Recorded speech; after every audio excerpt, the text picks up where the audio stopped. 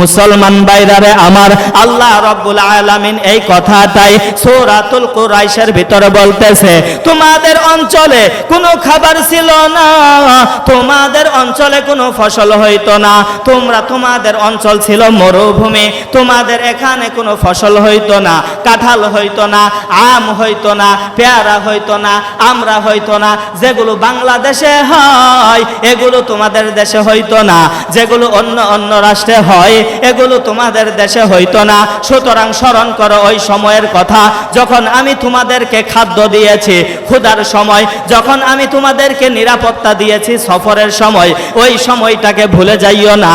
এই দুই সময়ের কথা স্মরণ করিয়া তোমরা ইবাদত করো এই কাবা ঘরের মালিকের। আল্লাহ তাআলা এইখানে আমাদেরকেও শিক্ষা দিলেন।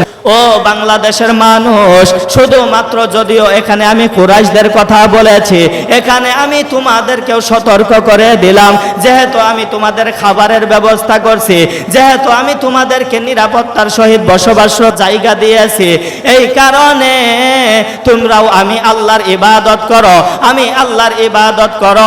আর একটা প্রশ্ন আপনাদেরকে করতে চাই, আল্লাহর ইবাদত যেটা মসজিদে করে অর্থাৎ কাবা ঘরে করে, আমরা সবাই জানি কাবা ঘরে দুই ধরনের ইবাদত করা হয়, কাবা ঘর কেন্দ্রিক দুইটা ইবাদত করা হয়।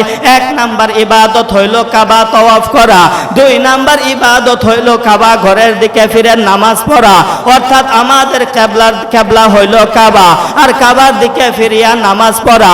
এইখানে অধিকাংশ মুফাসসিরগণ ডেকে ডেকে বললেন, দুনিয়ার মানুষে আল্লাহ তাআলা এই সূরা কুরাইশের মাধ্যমে আমাদেরকে জানাইয়া দিলেন, যদি কোনো মানুষ এই কাবা ঘরের দিকে, যেহেতু এই কাবা ঘরের রবের ইবাদত করতে বলেছে, অর্থাৎ অধিকাংশ মুফাসসিররা বলেছে যেই ব্যক্তি সময় মতো নামাজের হেফাজত করবে, টাইম টু টাইম 5 ওয়াক্ত নামাজ আদায় করবে, আল্লাহ তাআলা তাদেরকে ক্ষুধাই খাবার দিবে এবং তাদেরকে নিরাপত্তার সহিত তাদেরকে বসবাস করার সুযোগ দিবে।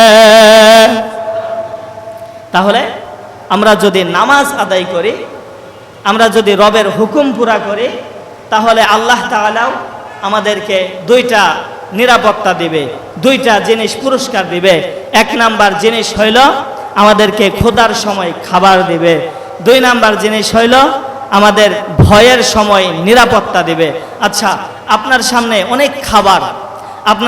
অনেক খাবার, কিন্তু ওই মেন রোডের মধ্যে গোলাগুলি হইতেছে, মসজিদের বাহিরে গোলাগুলি হইতেছে, আপনার মনের ভিতর একটা ভয় থাকবো, আপনার খাবারের প্রতি কোনো রুচি থাকবো না, যে হাইরে আমি তো খাইতেছি, বাহিরে গোলাগুলি, কোন সময় যেন আমার উপর আক্রমণ হয়, এই ভয়ে আপনার পেটে খাবার যাইব না।